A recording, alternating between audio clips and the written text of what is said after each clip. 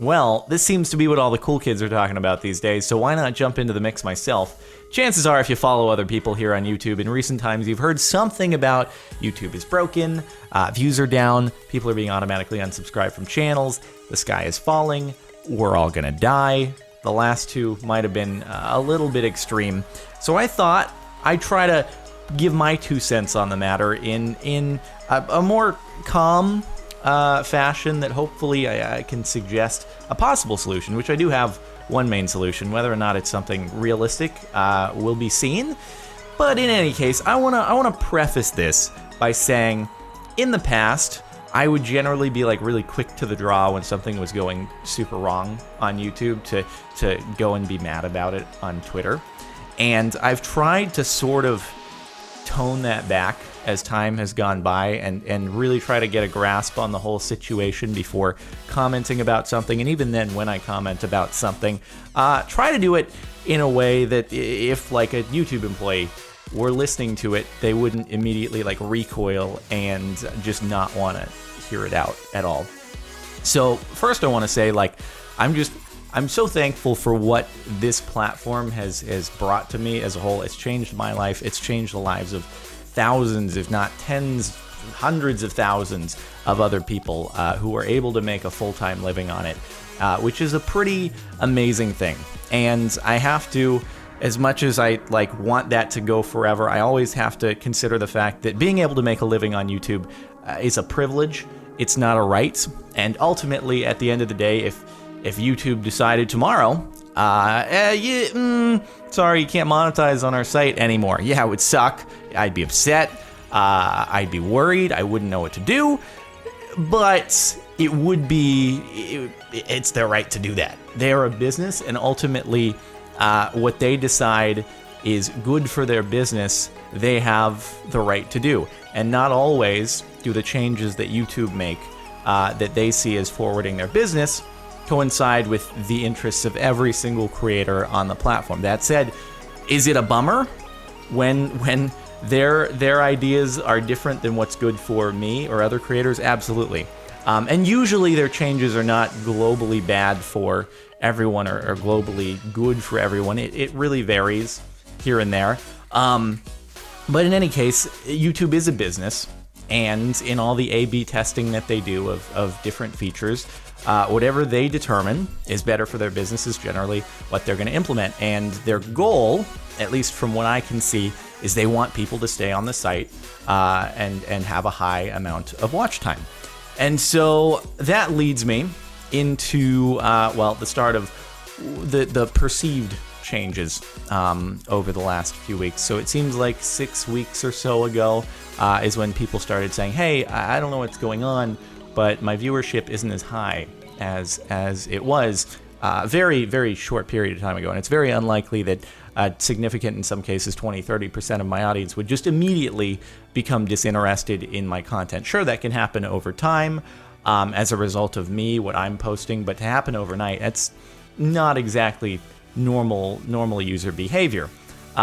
Unfortunately, it's very hard to be able to attribute a cause to this because YouTube makes changes and they don't really communicate them to people. And that's really the core of the issue, is that yes, YouTube is a business. Yes, it is within their right to make changes that further their agenda and increase watch time on the site in whatever way they see as the best to do that. And they do testing of features. They don't just throw something out there globally to the whole site and say, I wonder if this works. There's generally testing done beforehand. It's just the results of that testing aren't publicly shown to everyone. So in any case, there's no communication to say, hey, this is what we did, and these are the changes you can expect to see. And that's really the core of the problem, is that, and it's always been like this, whenever YouTube makes a change, some form of communication about, hey, something, even they don't want to go into specifics because they don't want you to be able to game the new system, but something like, hey, look out for this is new. That doesn't usually happen. Sometimes when it's really, really big, like a switch from them prioritizing views to watch time, they'll give you a heads up about it, but rarely is there really, really good communication. between platform and users, creators, that whole group. So people are saying, hey, something's changed. My viewership is down. And YouTube seems to say, we're always tinkering with things in the background, but we can't really attribute your observations to any particular tweak that we've made. And yet people say, well, I don't know what to tell you. My views are down. Now, me personally, I have not experienced any sizable, precipitous drop in viewership as of this time period. Perhaps that's something that was offset by posting a music video, for example, which I did recently. Maybe that offset a drop that I would have otherwise experienced. But from my end, I don't really have any data to share about that. But there are enough YouTubers to where there's some sort of pattern that would indicate something's going on. And so people have said that it must be a result of YouTube showing mostly recommended videos on the homepage rather than videos from people you're subscribed to. And that's a pretty reasonable hypothesis as to why views could go down. If people aren't being shown your videos, then, well, they probably won't click on them as much. And I don't know about you guys, but a lot of people, I think, just stick to the home page. They don't actually go over to their subscriptions tab to find new videos, or they don't do that as frequently. And so a lot of YouTubers are relying on their videos appearing on that home screen recommended feed in order for people to go and click on them. And so if suddenly that whole algorithm changes to where it's displaying more recommended videos from people you're not even subscribed to, prioritizing that over the people you're subscribed to, then you could see viewership drop off for those people who rely, myself included, mostly on traffic from people who are subscribed, finding videos through that homepage subscription feed. So that's the hypothesis, except we haven't heard anything from YouTube about whether or not there has been a significant change in the way that's displayed. That's one of two factors. The other is that people have been getting automatically unsubscribed from channels without them doing it. And although I don't know if it's happened to me on my account because I don't watch too many people, even though I'm subscribed to more. So there are a lot of people who I might not notice if I became unsubscribed to, which sounds like kind of a dick thing to say, but it's just like, I don't know, that's the fact of the matter is I don't follow too many even of my subscriptions very, very intently. So it'd have to be just a really small handful of channels for me to be unsubscribed from, for me to actually confirm it on my end. But sure enough, people have messaged me saying I've been unsubscribed from your channel. And enough people, even big YouTubers, have said they have themselves been unsubscribed from other people they watch. PewDiePie being unsubscribed from H3H3, which would indicate there's a problem there. And YouTube made a video a couple days ago saying, nope, you all crazy, which is I don't know about that. That's a little bit iffy. But okay. Hopefully they'll find a solution to that. I don't really have a solution to propose to that because that sounds like some rogue bit of code going in the background that is doing something and they can't find it, if that is the case. This is alleged. I'm not making accusations on either side here. But back to the main one, which is the viewership drop-off. So here's the thing. Without data, it's very hard to be able to get to a root cause on our end. And so my proposal is tracking impressions. So think about other platforms, Twitter, Facebook, Instagram.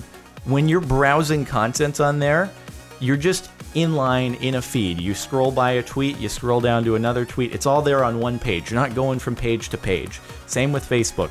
You're going down the feed, it autoplays a video, then you see a status, you see some photos from a friend. Instagram, you're just, unless you want to click through to more comments and more interactions, you're really just browsing through that one feed.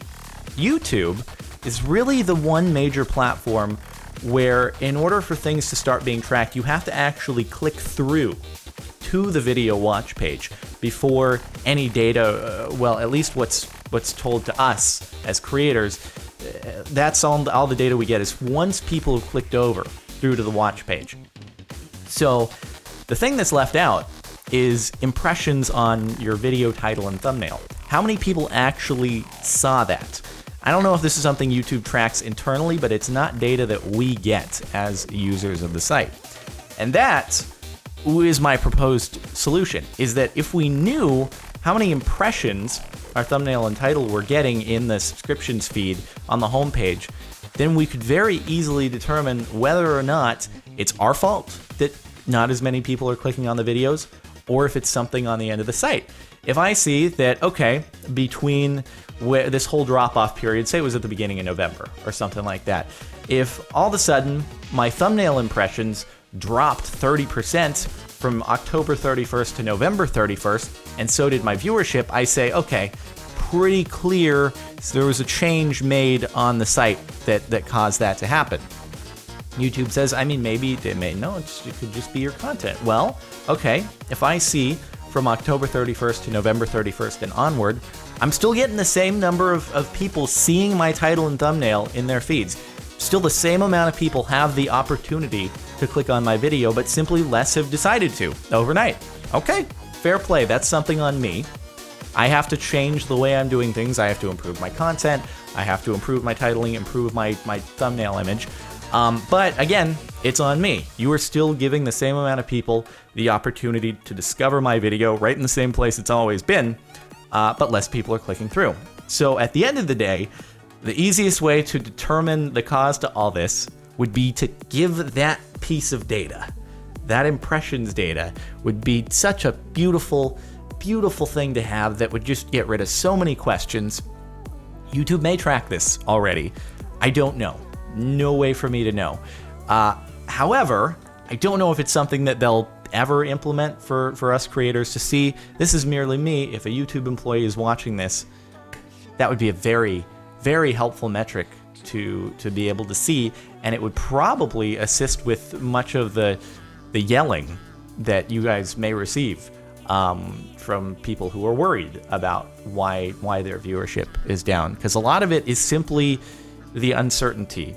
It's the, I don't know if it's me. Is it me? Is it you? I don't know. Should I be changing my content? Is this a problem that I need to be addressing on my end, or is it something to where, okay, it's not my fault, I still have to find a way to deal with it, but like there are too many variables there to be able to react appropriately.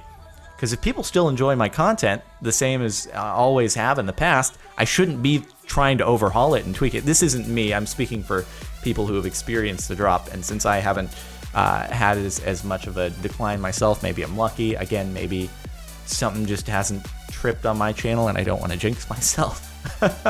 I'm not as much speaking for myself here, but again, it just, having the data would be so, it'd be so helpful. It'd be such, that is also a piece of data that I've thought would be amazing to have for many, many years. It's just in this particular instance, it would really solve a problem that seems to be going around. And then again, I guess if it does show, if that piece of data did show, hey, less people are seeing my thumbnail, then we say, all right, YouTube, maybe you could explain, because we have proof now. Maybe you could explain, what do you guys tweak and how can we respond to that? So it's like, at the root of it, it's a communication issue. And with better communication, whether that communication's in the form of announcements and press releases when things are changed on YouTube's end, or communication in the form of handing over data, that's what it is. And so, if any YouTube employees are watching this, I would implore you, maybe bring it up the ladder, the improved communication.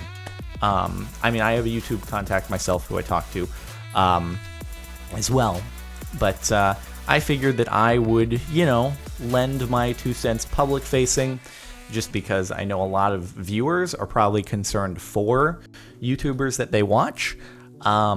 And I certainly hope that the sky doesn't fall. And I want to say, I genuinely think that despite all the tinfoil hat conspiracy theories out there about YouTube trying to kill off subscriptions and kill off creators, I don't buy that. I genuinely do think that YouTube wants the platform to be a creator-friendly site, where people like me and other people you watch have a good environment to post videos. I genuinely do think that is an objective of theirs, despite obviously the occasional change to their related video and recommended algorithms as a result of A/B testing that shows that, hey, yeah, you know what? If we show everyone these late night show, Tonight Show, Jimmy Fallon, James Corden videos, they're going to end up on the site longer.